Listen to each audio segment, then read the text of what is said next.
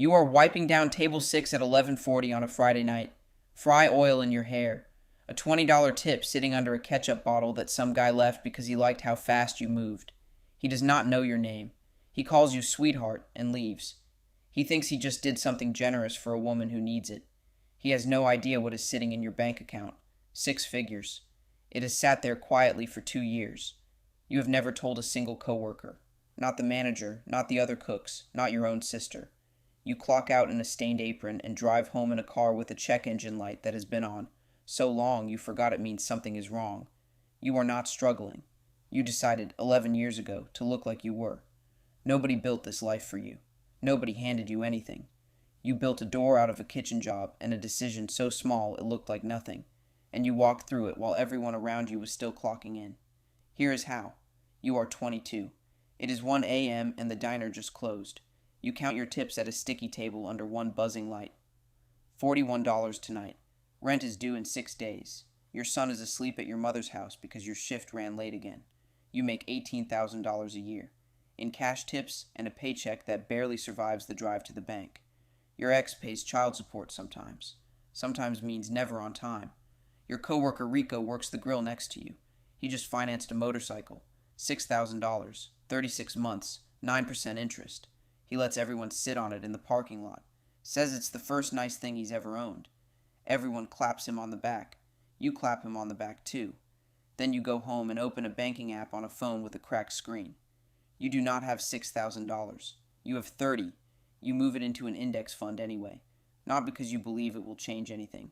Because a woman at a laundromat once told you, unprompted, folding towels next to you, that money left alone grows teeth. You didn't understand her. You remembered her anyway. You set it to repeat. $30 every Friday, the day you get paid. Automatic. A decision made once so you never have to make it again. Nobody sees this. There is nothing to see. It is $30. 2 years pass in exactly the way years pass when you are surviving. Diapers, a car repair, a landlord who raises rent $40 in July. You are 24 now, and the account has grown to $1,100. Rico wrecks the motorcycle in October. Not badly, bad enough. He still owes $4,000 on a machine now sitting in a repair shop. You say nothing. You buy the store brand ketchup for your own kitchen and think about the woman at the laundromat. And for the first time, you wonder if she was rich, and you never knew it, because rich people don't always look like anything. You are 28. It's a Tuesday, and you finally make cook, not just prep. $26,000 a year now. A real number. Almost double what you started with. Here's the part nobody tells you about a raise. It does not feel like more money. It feels like the same amount, because you never let it become more. Every dollar the raise gave you, you sent straight into the account before your bills could find it. You still live on $18,000. The other 8, you never touch. Your son is 6 now. He asks why you always order water at restaurants. You tell him water is what you like. He believes you because 6-year-olds believe most things, and this is the first lie you tell him that you plan on keeping forever. The account crosses $9,000 the same week your car finally dies for real. Not the check engine light, the whole engine. You could pull from the account. You do not. You take a longer shift, buy a $2,000 car with cash instead, and let the $9,000 keep growing in the dark, like something with its own heartbeat. This is the part where most people would have stopped. You do not stop. You do not know yet that this is the part that matters most. You are 33. You've made line cook lead, $38,000 a year, and you are dating a man named Isaiah who fixes HVAC units and doesn't own a single thing on payments. First time in your life, a partner hasn't quietly cost you money. The account reads $61,000. You still have not told anyone the number. Not your mother, who still slips you $20 sometimes like you're 17. Not Rico, who is now on his second motorcycle. This one bought used, still with the payment. Not Isaiah, not yet, though you're starting to think he might be the first person who deserves to know. Something strange happens around $60,000. The account starts adding money you did not put there. Some months it adds more than your paycheck did. You didn't do anything different. The machine simply woke up. You tell Isaiah on a Sunday at the kitchen table, in the apartment with the window unit he fixed for free the week you met. He goes quiet for a long moment. Then he says, "So we could actually leave this city someday?" Not a question. A door swinging open that you hadn't noticed was even a door. You are 39. Your son is 17 and taller than you now. It's 6 a.m., and you're making his lunch out of habit, even though he's told you 4 times he can do it himself. The account reads $290,000. Your mother gets sick that spring. Not fatal, frightening enough. 3 weeks off work to help her, no PTO, no safety net through the restaurant. You do not panic about money for the first time in your entire life. You cover her bills without telling her where the money came from. She assumes Medicare covered more than it did. You let her believe that. This is the year the growth on your account, just the growth, no new money added, is larger than your entire salary was at 22. The version of you counting tips under a buzzing light could not survive on what this account earns in interest before breakfast most mornings. You still wear the same apron.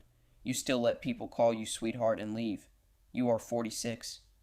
Rico retires from the kitchen with a bad knee and $41,000 saved, total, after 24 years of work. He tells you at his goodbye party that he wishes somebody had told him something, anything, back when it would have mattered. He doesn't know you could tell him exactly what. You hug him instead and say nothing, because some sentences would only sound like bragging, and you have never once wanted to sound like that. The account crosses $700,000 that November. You do the math you've been avoiding for years. At a safe withdrawal rate, $700,000 throws off roughly $28,000 a year without you touching the principal. Your entire life, rent, food, your son's community college, the whole thing, costs you about $31,000 a year. You are $3,000 away from never needing the apron again. You keep working anyway, not because you have to, because quitting, you realize, only matters once it's optional, and you're not ready to give up the version of yourself that outworked everyone's assumptions.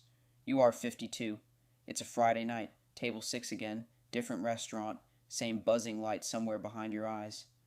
A young guy leaves you a 20 under the ketchup bottle and calls you sweetheart on his way out. He has no idea what's sitting in your account. $1.1 million.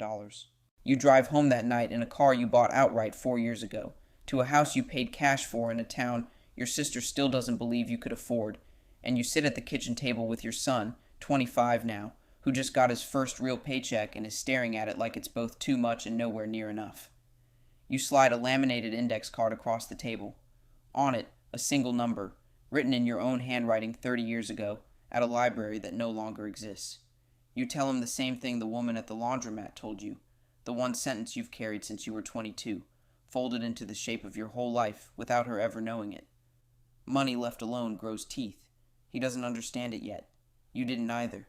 You just started moving $30 a week before you had a reason to believe it would matter, and you let it run, quietly, for 30 years, while everyone who noticed you at all only ever saw the apron. Somewhere tonight, in a different diner, in a different city, a 22-year-old is counting tips under a light that won't stop buzzing, wondering how anyone ever gets free. She has no idea the door is already standing open in front of her. It always is. Almost nobody ever walks through it, because it doesn't look like a door. It looks like $30, and a decision so small nobody would ever call it brave. She will.